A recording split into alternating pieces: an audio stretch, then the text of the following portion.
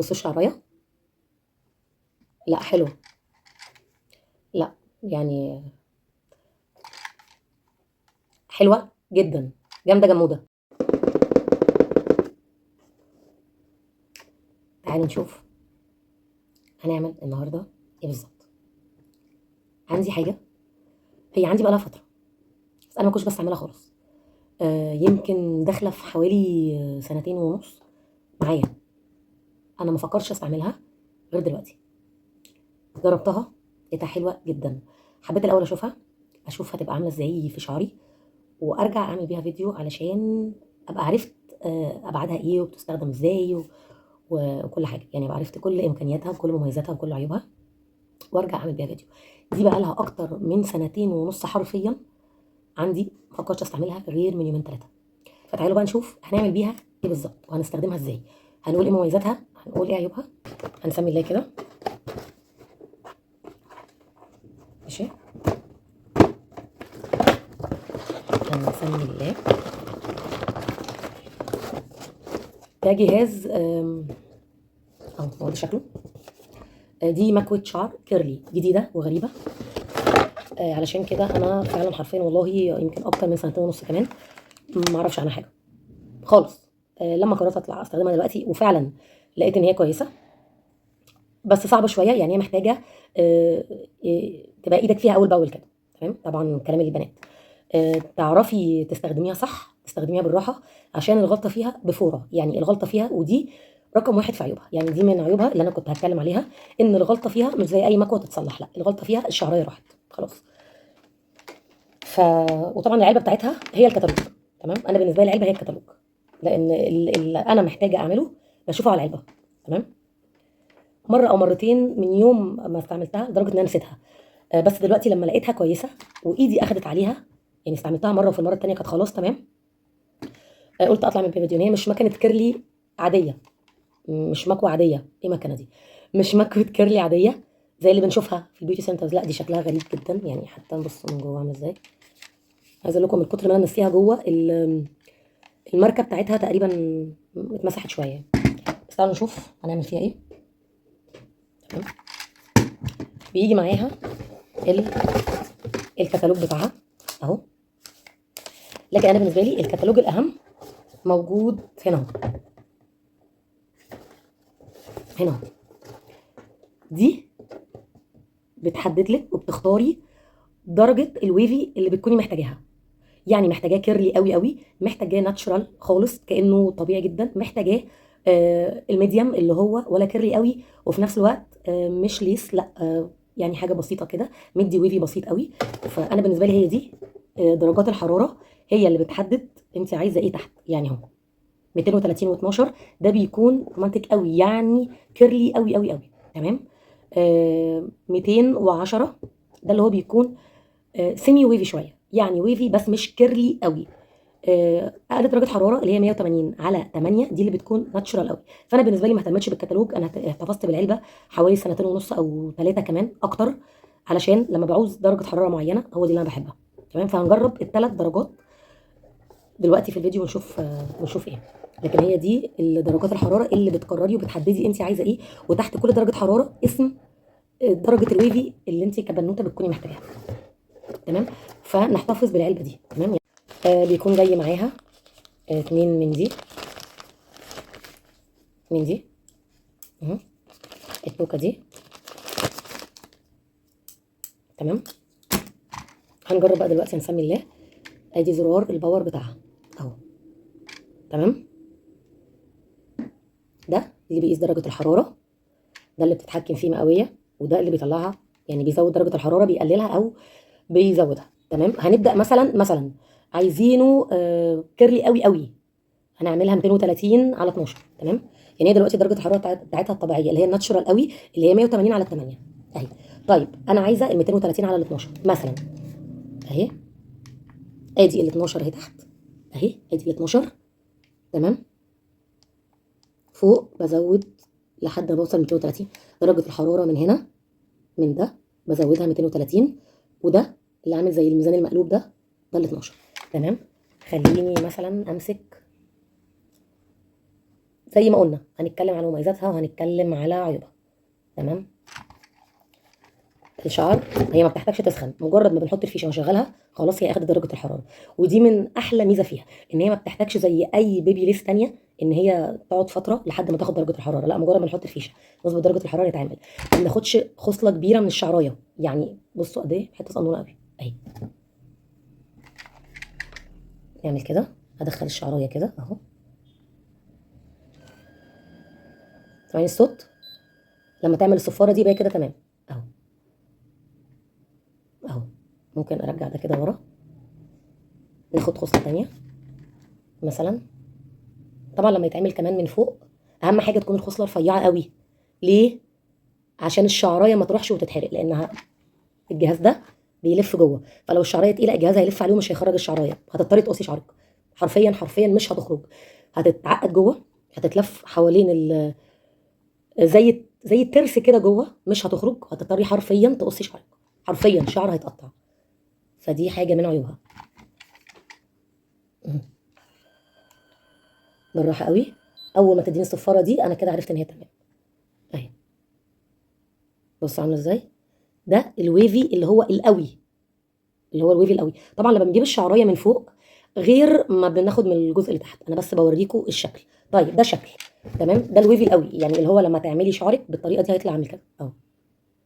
ويفي هيطلع كيرلي قوي قوي. خلينا نجرب ال 200 وال 10. تمام. ادي ال 200 وادي ال 10. تمام. يعني نسيبنا من دي بقى.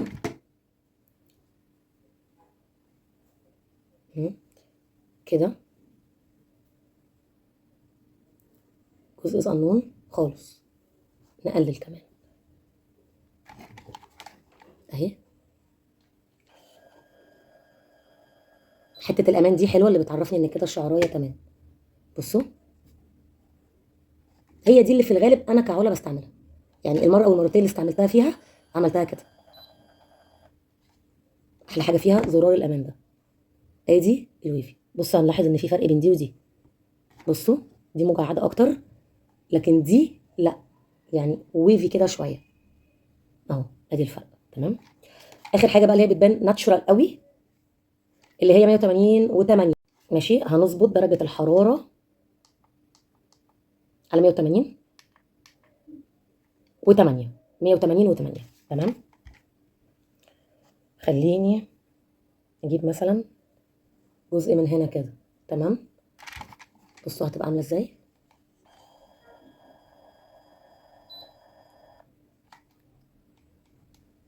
ناتشورال قوي بقى دي. بصوا جزء تاني، تعالوا ناخد ده يعني حته تانية كده صغنونه، خصله تانية عشان نعمل خصلتين جنب بعض نشوف الشكل عامل ازاي.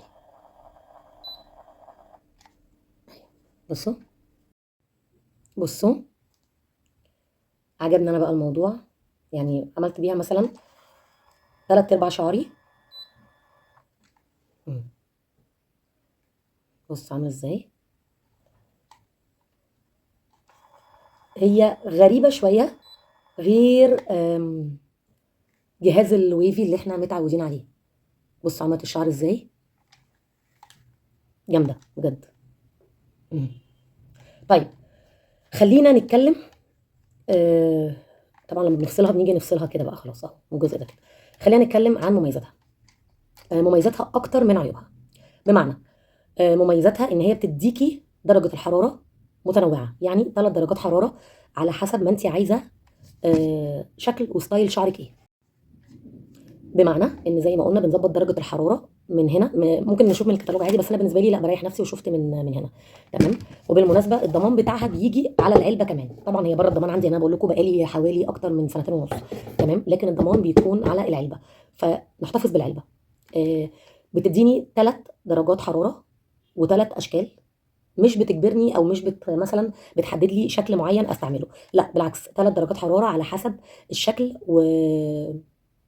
والطريقه اللي هستخدم بيها، وعلى حسب الشكل اللي انا عايزاه ايه. انا عايزاه ويفي قوي، انا عايزاه كيرلي، انا عايزاه ناتشورال قوي بسيط زي كده اهو. بصوا، يعني على حسب ما انا عايزه ايه يعني. دي من اول واهم مميزاتها، ان هي ما بتجبركيش بحاجه معينه او بستايل معين، لا هي بتديكي 3 اشكال، 3 درجات حراره متنوعه، تختاري الشكل والويف والطريقه والستايل اللي انت كبنوته حباها. تمام. دي حاجه تانية، صوت الامان، بمعنى ان انت لما بتحطي الشعرايه فيها، يعني بتحطي الخصله فيها، الصوت اللي سمعتوه معايا في الفيديو اللي هو التكه دي، الصفاره دي، معناها ان خلاص درجه الحراره، الشعرايه وصلت درجه الحراره المطلوبه، فنشيل الشعرايه. لو فضلنا سايبين الشعرايه جوه هنلاحظ ان هي بتدي مؤشر تاني، يعني بتدي صفاره تاني كده، بتدي صفاره صغننه او بتدي انذار تاني عشان تشيل الشعرايه، لان بتعرفك كده ان مؤشر الشعرايه بتضعف او بتتكسر او بتتحرق. مش زي اي مكوه عاديه او بيبي ليس عاديه بتستعمليها وما تبقيش عارفه درجه الحراره ايه، وامتى افك شعري وامتى اكمل. تمام. ففكره الامان دي علشان تحافظ على الشعرايه، يعني بتحافظ على الشعرايه وعلى شكلها من جوه، ان هي بتديك مؤشر عشان الشعرايه ما تتحرقش، فده امان للشعرايه وللبصيله نفسها وللخصله. دي برضو من مميزاتها.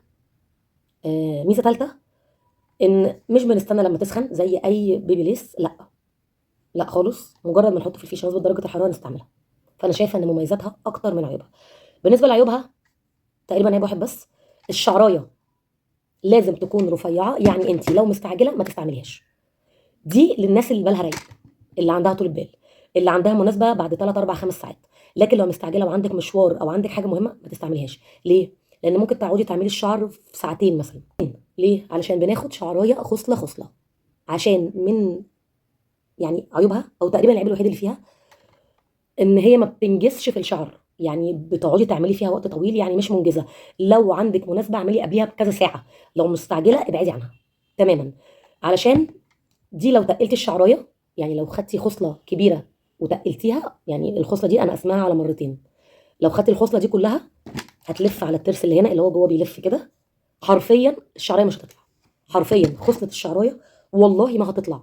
حاجه من الاثنين، يا تقعدي تشدي فيها قوي قوي قوي، وممكن ده ياثر على البيبي ليف نفسه، يعني ممكن يعمل حاجه في التروس من جوه تكسريها من كتر بتشدي، وطبعا هتشدي مع شعرك فشعرك هيتقطع. يا تاخديها من قصرها وتقصي شعرك، مثلا تقصي الحته دي كده فتبقى شعرك الحته دي كده مقصوصه، ودي تقع خلاص وتطلع هنا، يعني هتطلع بقى هنا في الجهاز وهتتسلك مش هتتسلك، دي حاجه لا يعلمها الا الله. انا طبعا بستعملها بالراحه قوي عشان ما اتحطش في موقف زي ده. فانا شايفه ان العيب ده خطير جدا، يعني ده ممكن يكون عيب وحيد، او هو العيب يعني هي فعلا كلها مميزات حلوه قوي، بس العيب ده لوحده كفيل يخليكي بتستعمليها وانت متوتره وخايفه. فمقارنه لمميزاتها ده عيب واحد بس. طولي بالك، يعني هي محتاجه طولة بال وصبر، وزي ما قلت لك لو مستعجله ابعدي عنها، دي عايزه طولة بال وعايزه واحده رايقه عندها مناسبه بعد كام ساعه، لان انت بتاخدي الشعرايه نونو نونو، لو تقلتي الشعرايه هتلف جوه شعرك باظ. مش زي اي بيبي لسه ممكن نعيده او ممكن نفكه او ممكن نعمله، لا يا تتقطع يا يتقص، ما لهاش حل تالت. لو هنتكلم على السعر بقى، انا جبتها من فتره كبيره، فدلوقتي سعرها كام؟ ممكن على نون او على امازون او في بيتك نعرف السعر بتاعها الحالي كام. مقارنه بسعرها لما انا جبتها من فتره كبيره، سعرها قصاد منتج وجوده حلوه قوي. لكن دلوقتي السعر كام؟ بنلاقيها على نون، بنلاقيها على امازون، بنلاقيها انا اصلا جايباها من بيتك من حوالي زي ما قلت لكم سنتين ونص او 3. اتكلم عن تجربتي الشخصيه ليها، لا انا فعلا انصح بيها، حلوه قوي. عمليه لكن مش منجزه، يعني مش منجزه ونخلي بالنا منها. خصله الشعر في ثانيه، الغلطه بفوره. فهي عمليه لكن للناس اللي عندها مناسبه وقت طويل، يعني الشعريه هتقعد معاكي وقت طويل ما تفكش، فانت لو عندك مناسبه وقت طويل لكن تعملي قبلها بكذا ساعه. مش عمليه في ان انت تعمليها دلوقتي وتنزلي وتنجزي بيها دلوقتي، لا لو مستعجله زي ما قلت لك ابعدي عنها. لكن دي من الحاجات القليله جدا اللي اجربها وما ندمش لاي حاجه خاصه بمنتجات الشعر. بجد حلوه، لكن نخلي بالنا جدا واحنا بنستعملها. تخلي ايدك مرنه معاها بالراحه خالص عليها كده وتطولي بالك، لكن كتجربه شخصيه حلوه قوي.